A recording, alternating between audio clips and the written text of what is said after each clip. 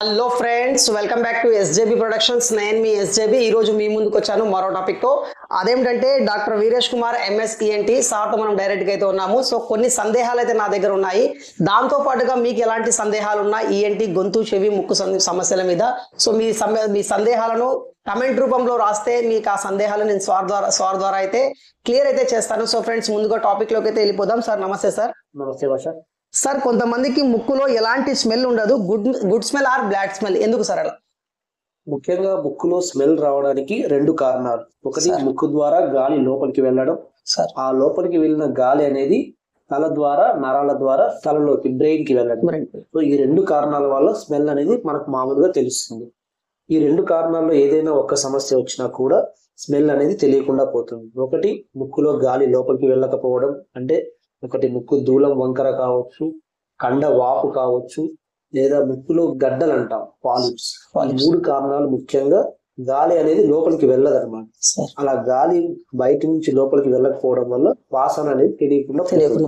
ఇంకొక కారణము, ముక్కులో గాలి వెళ్ళినా కూడా అది తల వరకు చేరకపోవడం, అంటే నరాలు దెబ్బతినడం.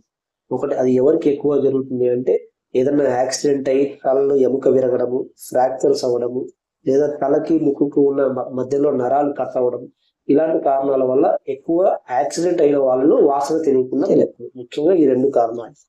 సో దీనికి మనం ఏం చేయగలము అంటే, ఒకటి, ఈ ముక్కులో గాలి వెళ్ళడం సమస్య ఉన్న వాళ్ళకి ముక్కు ఆపరేషన్ చేయడం ద్వారా ఎముక సరి చేయడము, లేదా పాలిప్స్ తీసివేయడము, లేదంటే కండలు కోసల్ సైజ్ తగ్గించడం ద్వారా గాలి లోపలికి వెళ్తుంది. వెళ్ళినప్పుడు వాళ్ళకి వాసన అనేది నార్మల్ గా వస్తుంది.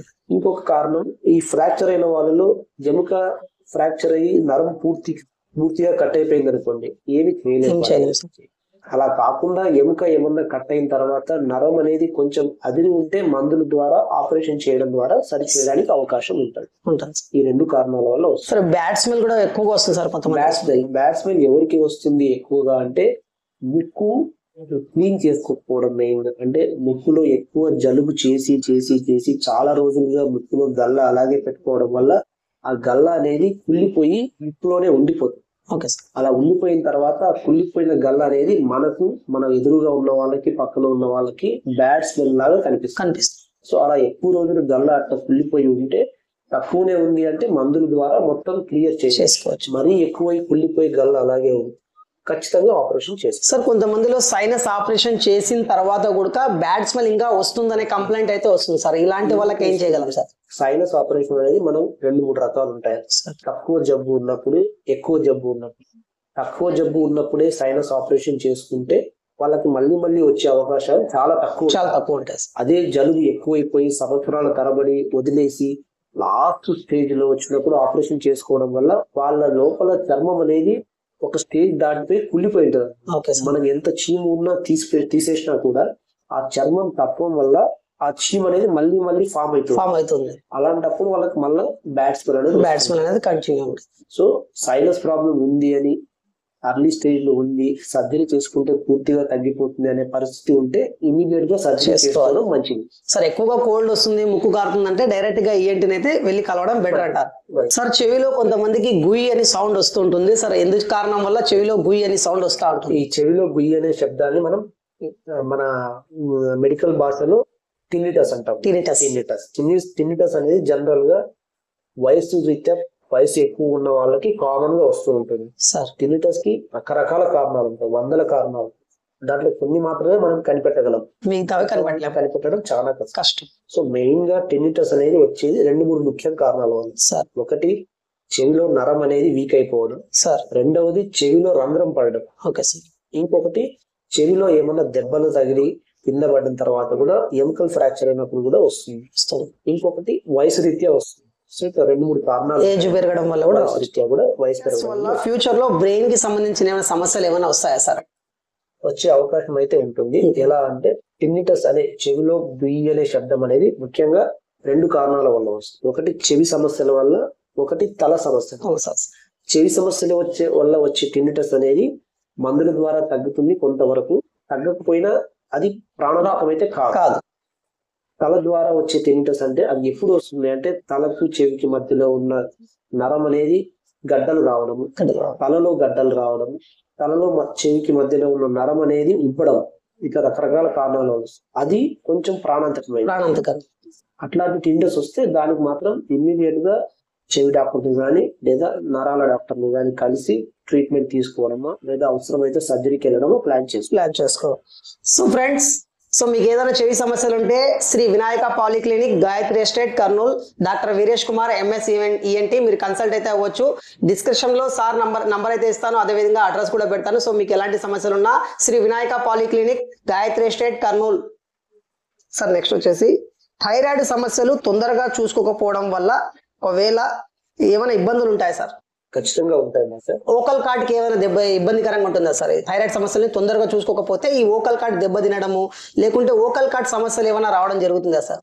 థైరాయిడ్ సమస్య అనేది తొందరగా చూసుకోకపోతే ఒకవేళ మనకు చూడగానే కనిపిస్తుంది, గొంతు కింద లాగా వస్తుంది, అది చిన్నగా స్టార్ట్ అవుతుంది. ఫస్ట్ చిన్నగా స్టార్ట్ అయిన తర్వాత కొంచెం కొంచెం 6 నెలలకు, సంవత్సరానికి, 2-3 సంవత్సరాలకు పెద్దగా కూడా మొదలవుతుంది.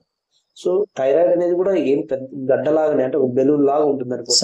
దాని మీద మనం ఒత్తిడి పెట్టామంటే ఖచ్చితంగా అది లోపలికి వెళ్తుంది. సో ఈ గడ్డ అనేది ఇలాగే ఉందనుకోండి, అది ఏం చేస్తుంది, లోపలికి ప్రెస్ చేస్తుంది. సో దాని వల్ల ఏమవుతుంది, వాయిస్ అనేది సరిగా రాకపోవడం, గొంతు మింగనివ్వకపోవడం, ఇంకా ఎక్కువ పెరిగిపోయింది అనుకోండి గడ్డ, ఆయాసం రావడం అది లాస్ట్ స్టేజ్ అన్నమాట.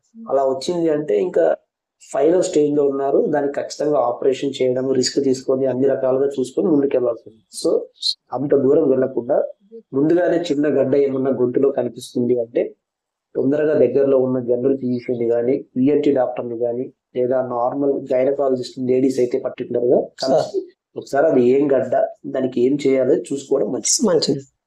సార్ చిన్న పిల్లల్లో ఎక్కువగా చీమ్ కారుతా ఉంటది చెవులలో, ఎందుకు సరే?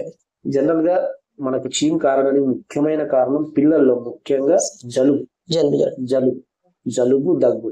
పిల్లల్లో 5-6 సంవత్సరాల వయసు వచ్చేంత వరకు కూడా చెవికి ముక్కుకి కనెక్షన్ అనేది పూర్తిగా డెవలప్ అయి ఉండదు సార్.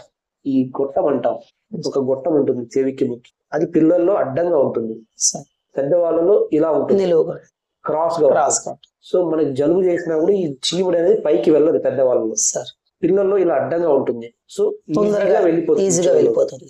సో ఆ నొప్పి ఎక్కువ అవడం, జలుబు పట్టడం రిపీటెడ్ గా ఒక 1 వీక్ 10 డేస్ ఉంది అంటే ఈ చెవులో ఉన్న ముక్కులో ఉన్న నీరంతా చెవులోకి వెళ్ళిపోయి చిన్న రంధ్రం పడి చీము కారడం మొదలవుతుంది.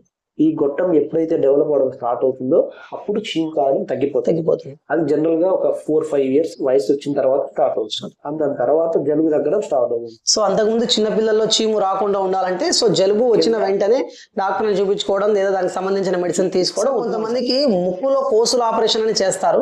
సో ఈ ఆపరేషన్ చేయించుకోవడం వల్ల మనకు లాభ నష్టాలు ఏంటి? ఒకవేళ చేయించుకోకుండా అట్లే ఉంటే మనకి ఏమైనా నష్టం ఏమైనా ఉంటుందా సార్? నష్టం వాటిల్తుందా? జనరల్ గా మన పేషెంట్స్ ఎలా ఉంటారంటే వాళ్ళంతకు వాళ్ళే ఊహించుకొని నాకు కోసలు పెరిగాయి ఆపరేషన్ చేయండి అని వస్తారు. అలాంటి వాళ్ళకు ఆపరేషన్ చేయం. ఆపరేషన్ ఎప్పుడు చేస్తాము అంటే ముక్కులో కోసలు విపరీతంగా పెరిగి పూర్తిగా గాలాడకుండా, గురక రావడం, ముక్కులో శ్వాస ఆడకుండా ముక్కుతో మాట్లాడినట్టు అనిపించడం, ముక్కు పూర్తిగా మూసుకుపోయి ఎటువంటి వాసన తెలియకపోవడం, ఇట్లా పరిస్థితి ఉన్నప్పుడు మాత్రమే కోసలకు ఆపరేషన్ చేస్తాం. అది కూడా కోసల్లో కొంత భాగం మాత్రమే తీసేస్తాం, మిగతా భాగం తీయం. పూర్తిగా తీయడం వల్ల ముక్కులో ఎండిపోతుంది అన్నమాట. ముక్కులో తడి అనేది లేకుండా ఎండిపోతుంది. అలా ఎండిపోతే ఏమవుతుందంటే ముక్కు అంతా పొక్కు కట్టేస్తుంది. పొక్కు కట్టేస్తే ముక్కులో ముక్కు మనకే వాసన వస్తుంది. సో కోసలు అనేవి పూర్తిగా ఎప్పుడు తీసుకోకూడదు, కొంత భాగం మాత్రమే తీసుకోవాలి. పూర్తిగా తీయడం వల్ల సమస్యలు ఎక్కువ తగ్గదు. సరే, కొంత భాగం తీసేసిన తర్వాత కొంత కాలానికి, సంవత్సరానికో 2 సంవత్సరాలకో 3 సంవత్సరాలకో మళ్ళా కోసులు పెరుగుతూ ఉంటాయి. సో అలాంటి వాళ్ళలో ఏం చేయాలి సార్? కోసలు అనేది పెరుగుతున్నాయి మళ్ళీ ఆపరేషన్ చేసిన తర్వాత అంటే కోసల్లో అలర్జీ సమస్య ఉంది అని సార్. అలాంటి అలర్జీ సమస్యల వల్ల కోసలు బాగా మళ్ళీ పెరుగుతున్నాయి అంటే అటువంటి వాళ్ళలో అవసరమైన దానికంటే కొంత ఎక్కువ తీసేసి సార్ ఇట్లా పెరగకుండా మళ్ళీ మందులు పెడతారు. పూర్తిగా మాత్రం ఎప్పుడు తీయదు. సో ఫ్రెండ్స్, ఇది అనమాట ఇవాళ వీడియో. మీకు నచ్చిందని అనుకుంటున్నాను. నచ్చితే లైక్ చేయండి, షేర్ చేయండి, కామెంట్ చేయండి, సబ్స్క్రైబ్ చేయండి. మీలో ఎవరికైనా చెవి, ముక్కు, గొంతు సమస్యలు ఉంటే Gayatri estate, Shri Vinayaka polyclinic, doctor Veeresh Kumar MS ENT. So మీరు కన్సల్టేషన్ అయితే కావచ్చు. కింద డిస్క్రిప్షన్ లో కన్సల్టేషన్ నంబర్ కూడా ఇస్తాను, అదే విధంగా అడ్రస్ అయితే పెడతాను. సో ఫ్రెండ్స్, మీకు ఈ వీడియో నచ్చిందని అనుకుంటున్నాను. నచ్చితే లైక్ చేయండి, షేర్ చేయండి, కామెంట్ చేయండి. నెక్స్ట్ ఎపిసోడ్ లో మళ్ళీ కలుద్దాం. Until then bye.